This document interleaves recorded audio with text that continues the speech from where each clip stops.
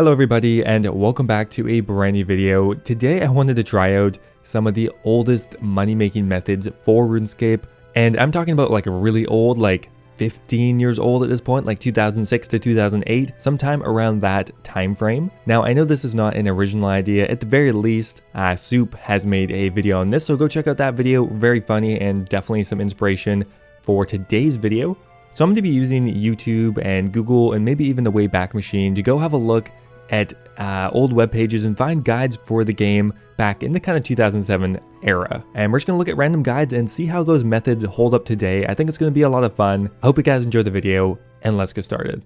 Okay, so we're at the GE right now. We're starting off with a blank inventory, blank equipment, and I'm going to try to follow the guide exactly. Okay, now the way I found some of these guides is by going onto Google, looking up stuff like gold making guide, RuneScape, or GP guide, or money making guide, whatever. Coming over here to the tools section and putting in a custom date range. We're going from 2007 to 2008. I may adjust that in the future because in 2008 there could be some content that we don't have today, but I will adjust it as necessary. Okay, our first guide here is from February 15th, 2007. Okay, so this guy recommends level 30 to 50. And first up here, we need to get some decent food. He'd recommend trout, pike, or salmon. And I'm feeling a little bit adventurous here, so let's go ahead and get some pike. Mind you, I haven't actually read through this entire guide yet, so it's going to be a surprise for me too. Okay, get some food out of the bank and head to the Varrock Wildy. Leave all armor and weapons and valuables in the bank. So we will withdraw our handy dandy pike, and let's go ahead and head out. Once we get past the guards south of Varrock, stop right there. Do not let anyone see you or they may attack you.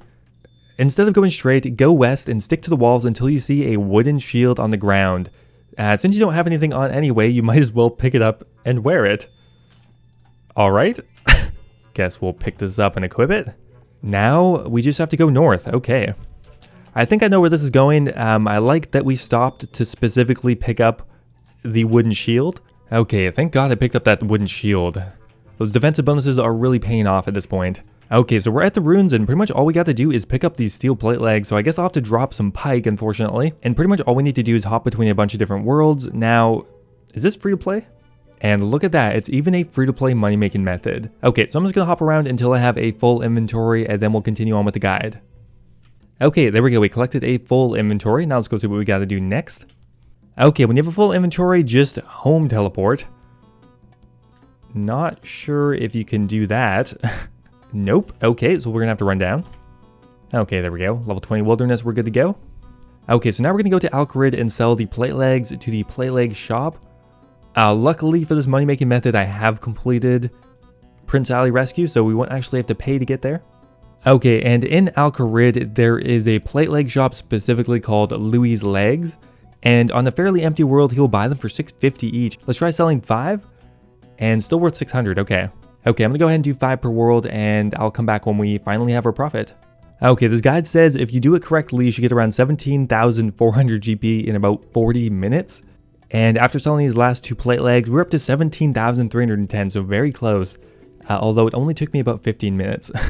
So including the time it would take to get back to Varrock, I'm gonna say each run takes about 20 minutes. Or around 50k GP per hour, which is okay, actually a bit better than I thought, considering it is a free-to-play method. Alright, so my next method is on an old tip.it post. I wasn't even sure if this website was still around, but this method is from November 30th, 2007. Such a long time ago, crazy. Okay, I'm going to try this method right here. First up here, we need to go to Catherby, which you can see here I have already done. Next up here, we just need to withdraw a bit of gold, so we'll go ahead and grab 100k. Okay, now from the bank, we're going to run down to the charter ship merchant, and we're going to go ahead and buy pineapples. This is kind of a slight variation of the money-making method. Apparently, this guy here used to sell them, but no longer, so we're going to go ahead and trade the charter crew members. Each pineapple is worth 5 coins, and on the Grand Exchange right now, they're worth a lot. Currently worth 450, that is amazing. Pretty much all you have to do is hop between a bunch of different worlds, get a full inventory, run back to the bank, and repeat. Now this method actually is going to be pretty good, probably even better than it was back in 2007. Now the current prices for pineapples makes this method really good. That said, pineapples are not always that valuable. Okay, so for one inventory, we are going to get 12k in profit and that probably took me about 1 minute, which means this method is probably honestly about 700k an hour, no requirements. It was pretty good back in 2007, and today it is actually amazing. I'm not gonna lie here, there isn't really a guide on this article, but I just had to bring attention to this gem. Okay, so first up here we got a guy in a Darth Vader helmet playing RuneScape, and the title is Personal Finance Lessons from an Online Adventure Game, RuneScape. Article from October 5th, 2007. This just makes me so happy. Now, hopefully at this point you haven't gotten too stressed out from all of my tabs open. Yes, I know I have a problem. I can't knock it. I always open like 20 tabs when I'm doing something. Anyway, we got another method here. It is the fast Snape grass money making method. Now, the method is very simple. As we have the lunar spellbook, we can teleport right to the Waterbirth Island immediately. It's kind of an expensive teleport, but you know what? It's gonna be worth it. Oh, gonna take some cold damage. And pretty much all you have to do is run around and pick up Snape grass. Now, alternatively, if you are a noob, you can take the boat. What am I talking about? I'm definitely still a noob. And there we go, we got a full inventory. We could teleport right back to Catherby. Otherwise, you could go ahead and use a Ring of Dueling charge, which I think would actually be cheaper. Because yeah, oh my god, that teleport's expensive. And for each stunning inventory, we're gonna get 5,100 GP. I'm pretty sure I just spent half of that on the teleports. But let's say 4,000 per trip if we use the Ring of Dueling. About 50 trips per hour would be actually about 150k to 200k per hour. Not too bad. And now we have a method from August 11th of 2008. And it is going to be collecting items from beehives. I've never done this before. Now it did say we would get a honeycomb, but I'm pretty sure we get a bucket of wax, which is actually pretty valuable. Now all we need is a inventory of buckets and insect repellent. And now we're going to run over to the flax picking area. I'm pretty sure this method is going to be way better than picking flax. So now we're going to use insect repellent on the beehive, and then we're going to go ahead and use a bucket on it after.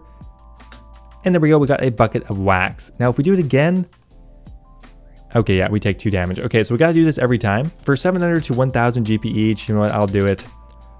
All right, there we go, we got the camera placed perfectly now. Now this is high efficiency beekeeping.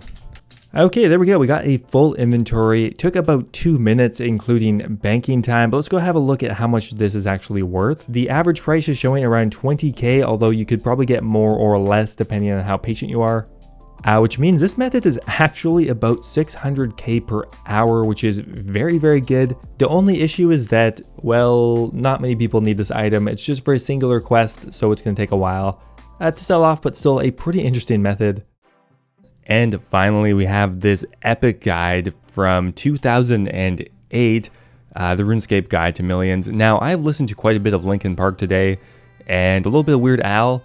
Man, I really wish I could keep the music on, but I would definitely get a copyright strike. Okay, so we're going to follow this guide here. Apparently, we're going to get 67k an hour in free-to-play. Kind of looks like we're going into the wilderness once again. So let's go ahead and do it. Now I've been reading through all of these guides from 2008, and after a while I'm like, why does this feel like they were written by 10-year-olds?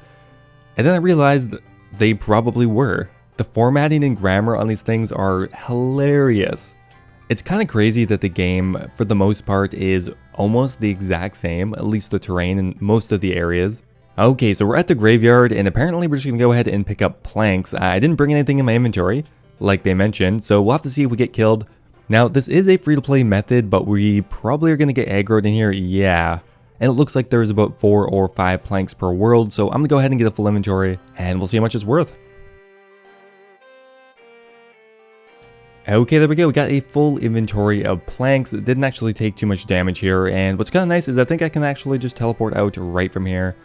God damn it, why am I on leaners?